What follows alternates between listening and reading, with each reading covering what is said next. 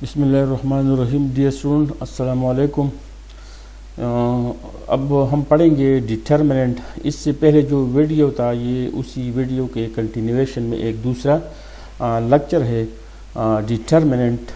तो डिटर्मिनेंट क्या है? The determinant of a matrix A can be determined only by a square matrix. It is a scalar value. Various representations are shown as follows. Determinant. We can find determinant only by square matrices. Square matrices के लिए हम सिर्फ determinant मालूम कर सकते हैं, rectangular matrix के लिए हम determinant मालूम नहीं करते हैं।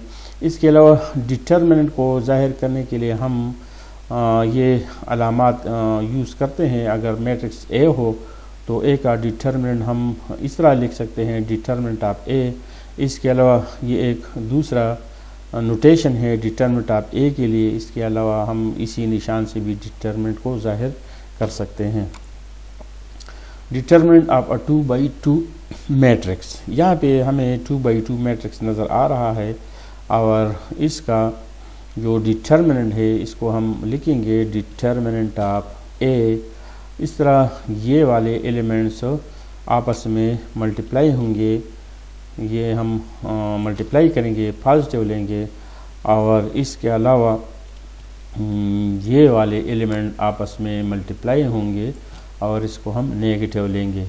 तो ये जो रेड है ये मेन डायगोनल है और ग्रीन में जो एलिमेंट्स है ये सेकेंडरी डायगोनल है। तो इसी हालत में ये एलिमेंट्स मेन डायगोनल पर है और ये जो ग्रीन है ये सेकेंडरी डायगोनल है। तो मेन डायगोनल का प्रोडक्ट हम पॉजिटिव लेंगे और सेकेंडरी डायगोनल के एलिमेंट्स का प्रोडक्ट हम नेगेटिव लेंगे। इस तरह हम किसी भी मैट्रिक्स का डिटरमिनेंट मालूम करेंगे और ये यहाँ पे जो मैट्रिक्स है वो 2x2 मैट्रिक्स है। Determinant of a 3x3 matrix. अब यहाँ पे 3x3 मैट्रिक्स का डिटरमिनेंट मालूम करना है। तो 3x3 मैट्रिक्स के लिए जब हम डिटरमिनेंट मालूम करते हैं तो हम इसी एलिमेंट को यहाँ पे हम इसको लेंगे। अब ये एलिमेंट फर्स्ट रो और फर्स्ट कॉलम में है तो इसी फर्स्ट रो का हम इग्नोर करेंगे। इसी तरह ये एलिमेंट फर्स्ट कॉलम में है तो इनको भी हम इग्नोर करेंगे। और यहाँ जो रह गए omitting, since a11 lies in the first row, so we will omit this first row. Moreover, it is in the first column, we will ignore first column and we will take these 4 elements in the bracket. तो ये product हम यहाँ पे लेंगे positive और ये product हम लेंगे यहाँ पे नेगेटिव। इन दोनों का प्रोडक्ट पॉजिटिव और इन दोनों का प्रोडक्ट नेगेटिव। इसके बाद जो हम एलिमेंट लेंगे ये वाला एलिमेंट हम लेंगे और यहाँ पे डिटरमिनेंट का जो वैल्यू मालूम करना है तो हम किसी भी रो या किसी भी कॉलम को हम यूज़ कर सकते हैं। लेकिन यहाँ पे हम फर्स्ट रो को यूज़ कर रहे हैं। We are finding value of the determinant by using first row. तो फर्स्ट रो का फर्स्ट एंट्री यहाँ पे और इन चारों का प्रोडक्ट यहाँ पे। अब सेकंड एलिमेंट हम यहाँ पे रखेंगे और इसके साथ यहाँ पे माइनस होगा, प्लस यहाँ पे प्लस और नीचे माइनस, यहाँ पे माइनस होगा। तो A12 ये कहाँ पे है? ये फर्स्ट रो में है तो इसको हम इग्नोर करेंगे, छोड़ेंगे। और ये एलिमेंट सेकंड कॉलम है तो इनको हम छोड़ेंगे। तो ये लाइन हमने छोड़ा, ये लाइन हमने छोड़ा। अब ये वाला और ये वाला ये और इन दोनों का प्रोडक्ट हम लेंगे पॉजिटिव प्रोडक्ट। इसी तरह इसी एलिमेंट का और इसी एलिमेंट का प्रोडक्ट हम नेगेटिव लेंगे। तो ये जो रेड टेक मार्क्स है वही प्रोडक्ट हम यहाँ पे लेंगे और ये जो ग्रीन है वो यहाँ पे लेंगे। लेकिन यहाँ जो माइनस है अगर उसी माइनस को हम अंदर ले जाए तो फिर यहाँ जो माइनस है तो उसी माइनस को जब हम अंदर ब्रैकेट में ले जाते हैं तो वहाँ पे चेंजेस हो जाती है और हमें ये रिज़ल्ट मिलता है। तो आमतौर पर जब हम डिटरमिनेंट मालूम करते हैं तो प्लस लगाते हैं, माइनस लगाते हैं और माइनस वाली अलामत नीचे गई है। अब यहाँ पे हम थर्ड एलिमेंट ये लेंगे, इसी एलिमेंट को हम लेंगे यहाँ पे, तो यहाँ पे ये एलिमेंट मौजूद है, थर्ड एलिमेंट यहाँ पे है और इस तरह यहाँ पे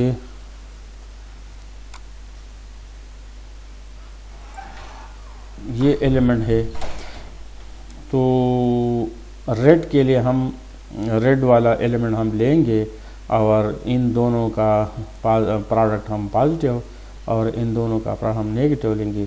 इस तरह इसी को हम लेंगे, यहाँ पे माइनस होगा, इसी लाइन को हम छोड़ेंगे, इसी लाइन को हम छोड़ेंगे और ये जो टेक मार्क है रेड वाले उनका प्रोडक्ट पॉजिटिव यहाँ पे हम लिखेंगे और ये जो ग्रीन टेक मार्क है उनका प्रोडक्ट हम नेगेटिव लिखेंगे और यहाँ जो माइनस है अगर उसको हम अंदर ले जाए तो फिर अलामात तब्दील होते हैं और इस तरह हमें ये रिज़ल्ट मिलता है। इसके अलावा अब इसी एलिमेंट को हम यहाँ पे लिखेंगे और ये एलिमेंट हमारे पास फर्स्ट रो में है तो फर्स्ट रो को हम छोड़ेंगे, थर्ड कॉलम में इसको छोड़ेंगे। अब ये चारों, अब इन चारों को हम लेंगे तो इन दोनों का प्रोडक्ट हम लेंगे पॉजिटिव तो नज़र आ रहा है और इन दोनों का जो प्रोडक्ट है इन दोनों का प्रोडक्ट हम नेगेटिव लेंगे वो नज़र आ रहा है।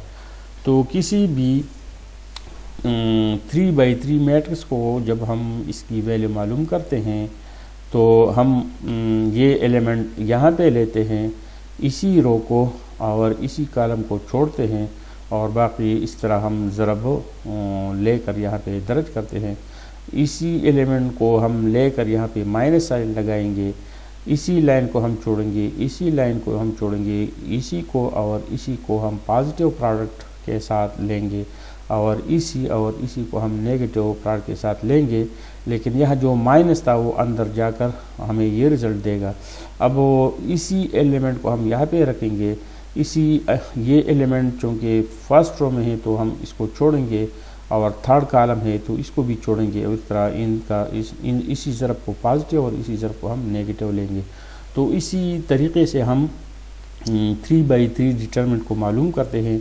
9th क्लास के कोर्स में मेरे ख़्याल में ये 3/3 नहीं है और हमारे जो BS के तलबा है उनके लिए भी हम ये जो ज़वालजी के तलबा है या उर्दू के लिए सिंपल सा मैट्रिक्स होता है 2/2 तो उसका रिज़ल्ट तो ऑलरेडी हमने सीखा है, लेकिन इसको भी हमने कुछ वाज़े किया ताकि वक्त ज़रूरत काम आए। अब मैट्रिक्स, हमारे पास मैट्रिक्स सबसे पहले हमने पढ़ा था कि मैट्रिक्स दो किस्म की होती है, स्क्वायर मैट्रिक्स और रेक्टेंगुलर मैट्रिक्स। तो वो तो आर्डर के लिहाज से था। आर्डर के लिहाज से मैट्रिक्स को हम या तो स्क्वायर मैट्रिक्स कहेंगे या रेक्टेंगुलर मैट्रिक्स कहेंगे। अब डिटरमिनेंट की वैल्यू के लिहाज से हम मैट्रिक्स को या तो सिंगुलर मैट्रिक्स कहेंगे या नॉन सिंगुलर मैट्रिक्स कहेंगे। डिटरमिनेंट किसी भी मैट्रिक्स की का जो डिटरमिनेंट होता है उसकी वैल्यू के लिहाज से हम कहेंगे कि ये मैट्रिक्स सिंगुलर है या नॉन सिंगुलर है। तो अब हमारा जो स्क्रीन पे नज़र आ रहा है singular matrix, if determinant of the given matrix A is equal to 0 then the matrix is said to be a singular matrix। जो भी मैट्रिक्स हमारे पास होता है अगर उसका डिटरमिनेंट 0 हो तो उसी मैट्रिक्स को हम सिंगुलर मैट्रिक्स कहते हैं। If the matrix represents the coefficient of a set of simultaneous equations, it means that the equations are not independent of each other and cannot be solved uniquely।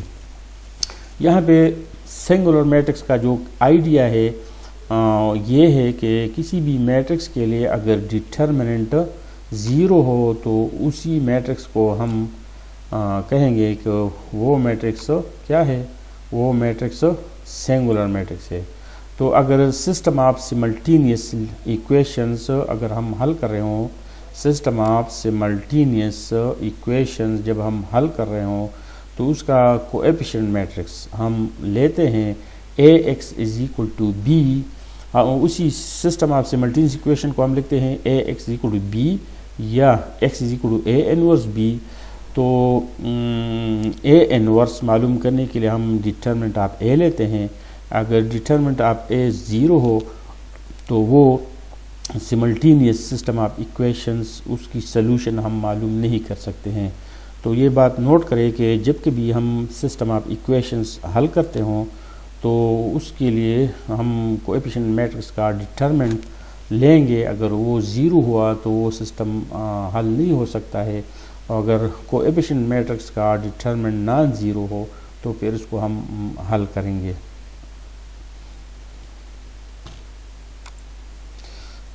Determine the determinant of the matrix shown below. अब यहाँ पे second order matrix है और इसका determinant हम मालूम करते हैं डिटर्मिनेंट ऑफ ए। किसी भी मैट्रिक्स का डिटर्मिनेंट हम इसी सिंबल से जाहिर करते हैं। और मैट्रिक्स के लिए यहाँ पे ये जो हुक्स नज़र आ रहे हैं इसकी बजाय हम ये जो एलिमेंट्स है, एंट्रीज़ है, इसको हम स्ट्रेट लाइन इस तरह बंद करते हैं। तो अब यहाँ पे मैट्रिक्स नज़र नहीं आ रहा है बल्कि ये एक डिटर्मिनेंट है और ये सेकंड ऑर्डर है। तो इन दोनों का प्रोडक्ट हम पॉजिटिव लेंगे और इन दोनों का प्रोडक्ट हम नेगेटिव लेंगे। उस तरह हमारे पास 23 आ गया। अब इसी मैट्रिक्स के बारे में हम क्या कहेंगे कि ये सिंगुलर है कि नहीं। तो सिंगुलर मैट्रिक्स वो होता है जिसका डिटर्मिनेंट 0 हो। अब यहाँ चूँकि नॉन ज़ीरो वैल्यू आ गया लिहाजा ये डिटर्मिनेंट सिंगुलर मैट्रिक्स नहीं है, ये मैट्रिक्स सिंगुलर मैट्रिक्स नहीं है बल्कि नॉन सिंगुलर मैट्रिक्स है। नॉन सिंगुलर इस वजह से कि डिटर्मिनेंट ऑफ ए 0 नहीं आया। When determinant of A is 0 then the matrix will be singular. If determinant of A is not equal to 0 then that matrix is called non-singular matrix. Identity matrix. It is always a square matrix. Identity matrix को हम unit matrix भी कहते हैं और identity matrix को हम आई से ज़ाहिर करते हैं। आइडेंटिटी मैट्रिक्स क्या होता है, सबसे पहले अगर इसको हम देखें तो डायगोनल पे एलिमेंट्स है तो ये एक डायगोनल मैट्रिक्स है।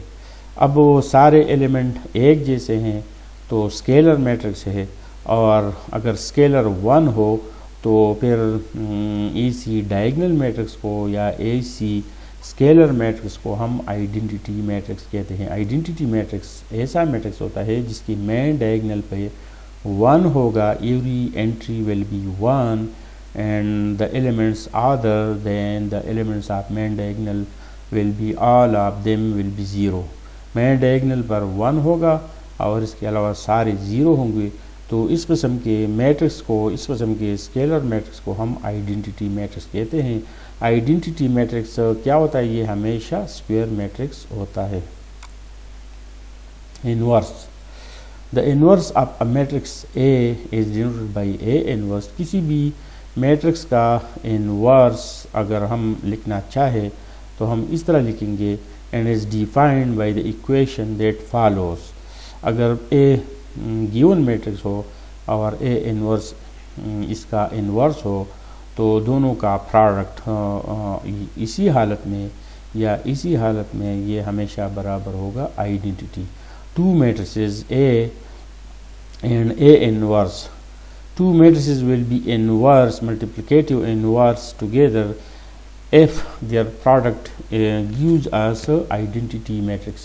जब कभी दो matrices का product multiplicative product अगर उनका product identity हो तो दोनों matrices आपस में क्या होंगे, inverse होंगे, multiplicative inverse होंगे।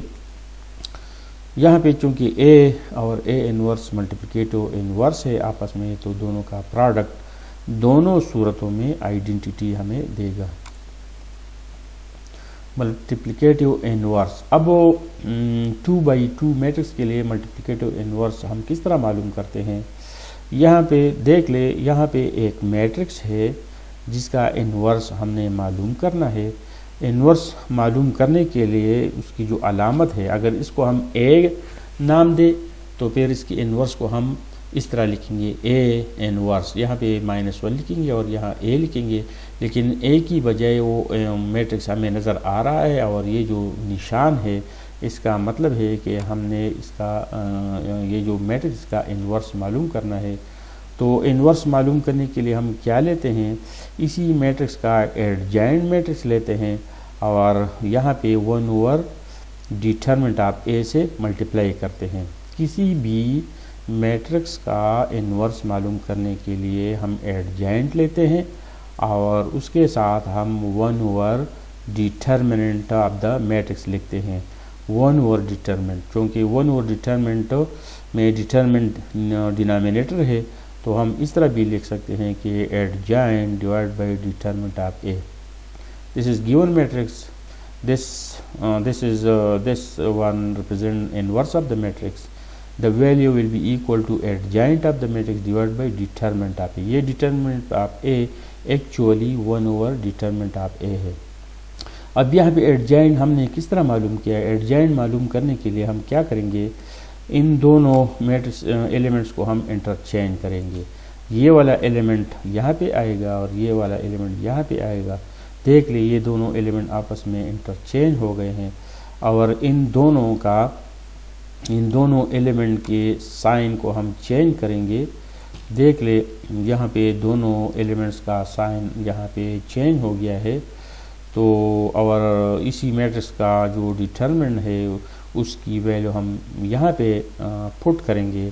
अब यहाँ जो एडजॉइंट ऑफ द मैट्रिक्स था उसकी जो 4 एलिमेंट्स है, एंट्रीज है, हर एक एंट्री को हम डिटरमिनेंट ऑफ ए से डिवाइड करेंगे और इस तरह इसी शॉर्ट मेथड से हम किसी भी मैट्रिक्स का इन्वर्स मालूम कर सकते हैं।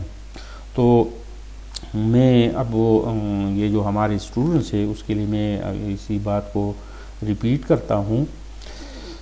कुछ जमूंग सरा यो मैट्रिक्स भी 2/2 और दागे इन्वर्स मुंग मालूमों दलता मुंग दा निशान लगाओ बिया द दे मैट्रिक्स एडजॉइंट वालू एडजॉइंट द अगस्तो द पारा द दे द्वाना एलिमेंट्स बा इंटरचेंज को और द दे ग्रीन वाला लाइन ची कम एलिमेंट्स इन द दे अलामात बा बदल को और ख्वातब सरा 1/, डिटरमिनेंट ऑफ ए लगाओ और द 1/, डिटरमिनेंट ऑफ ए आगा मुंगा एज अ डिवीजन हम लिखली शू बिया दलता ची कम वैल्यू दन दा हर यो एलिमेंट ची देन दा आगा वैल्यू बाने डिवाइड को په دې طریقه باندې به زموږ سره د ګیون میټرکس انورس راشي. اوس دلته چې کوم انسر تاسو راشي نو کو تاسو چې کوم ګیون میټرکس دی نو کو دا میټرکس او ګیون میټرکس تاسو ضرب ورکړئ د دې ریزلټ پر راځي آئیډنټیټي میټرکس اف آرډر 2.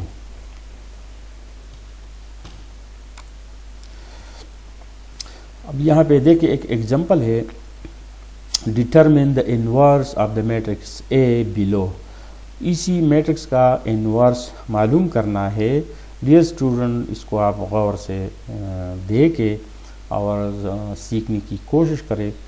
अब देखिए इसी मैट्रिक्स के लिए हम डिटरमिनेंट मालूम करते हैं तो डिटरमिनेंट ऑफ ए, इन दोनों प्रोडक्ट को हम पॉजिटिव लेंगे, इन दोनों प्रोडक्ट को हम नेगेटिव लेंगे और ये रिज़ल्ट हमें मिला -2।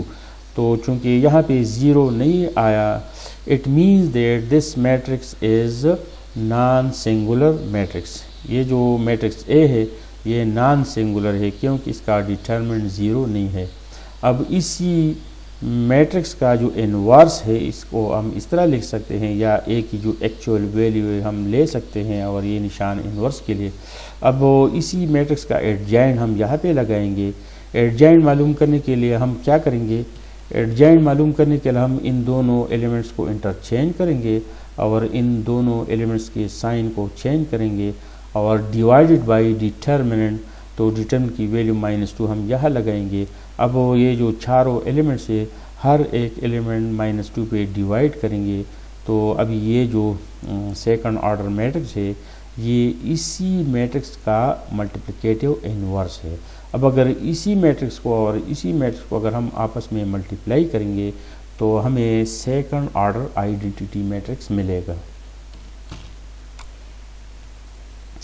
Simultaneous linear equations, simultaneous system of, इसको हम पूरा इस तरह पढ़ते हैं, system of simultaneous linear equations. यहाँ पे जो लीनियर का जो लफ्ज़ है, लीनियर का मतलब है कि यहाँ जो इक्वेशन है और इसमें जो वेरिएबल है जो अननोन है, x1 की वैल्यू हमें मालूम नहीं है, ये एक अननोन है या वेरिएबल है, x1 एक दूसरा वेरिएबल है, इस तरह xm भी एक वेरिएबल है। तो ये सारे जो xi's ये क्या है, ये सारी वेरिएबल्स है। x1 ये वेरिएबल है, यहाँ पे x वेरिएबल है, यहाँ वेरिएबल है और साथ में कोएफिशिएंट्स है। और यहाँ पे अगर हम देखें तो इसको हम लीनियर इस वजह से कहते हैं कि हर एक x की पावर यहाँ पे 1 है, यहाँ भी 1 है, यहाँ भी 1 है, हर जगह 1 है। इसके अलावा सिमल्टेनियस का जो लफ्ज़ हम इस्तेमाल करते हैं, by the simultaneous we mean that the system of linear equation will have a common solution. The simultaneous लफ्ज़ मुंग बा हला यूज़ को चिकला यो सिस्टम ऑफ इक्वेशंस जी को पाके दो इक्वेशन द्री या हर सुमरची कल चिदा मुंग हल को और दागे जिकम सोल्यूशन सेट मुंग सर मेलाउशी द सोल्यूशन सेट बदा हर यो इक्वेशन द पारा सोल्यूशन सेट ही, यानी the solution will satisfy each and every equation, that's why we call it simultaneous equations. तो इस किस्म की इक्वेशन को इसी किस्म की इक्वेशन को हम हल करते हैं by matrices and by Cramer's rule. हम मैट्रिसेस की मदद से या क्रेमर रूल की मदद से मसावा इस किस्म की इक्वेशन को हम सिस्टम ऑफ इक्वेशन को हम हल कर सकते हैं। किस तरह हम हल करेंगे, वहाँ जो x1 का जो कोएफिशिएंट था यही था, ये x2 का कोएफिशिएंट था और ये xm का कोएफिशिएंट था। तो सारे कोएफिशिएंट को हमने यहाँ पे लिखे, फर्स्ट इक्वेशन की कोएफिशिएंट यहाँ पे, सेकंड इक्वेशन की कोएफिशिएंट यहाँ पे और लास्ट इक्वेशन यहाँ पे।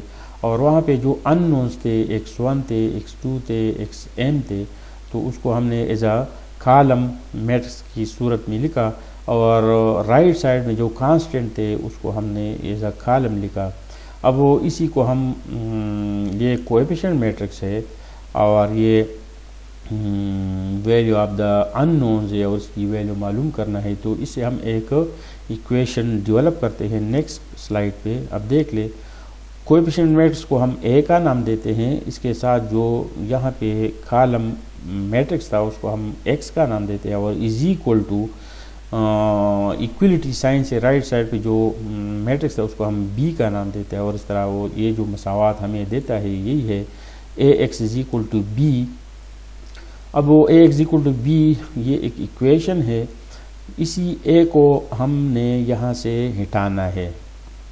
तो मैट्रिक्स में हम डिवीजन नहीं कर सकते हैं कि ए एक्स डिवाइड बाई ए, इस तरह हम नहीं लिख सकते।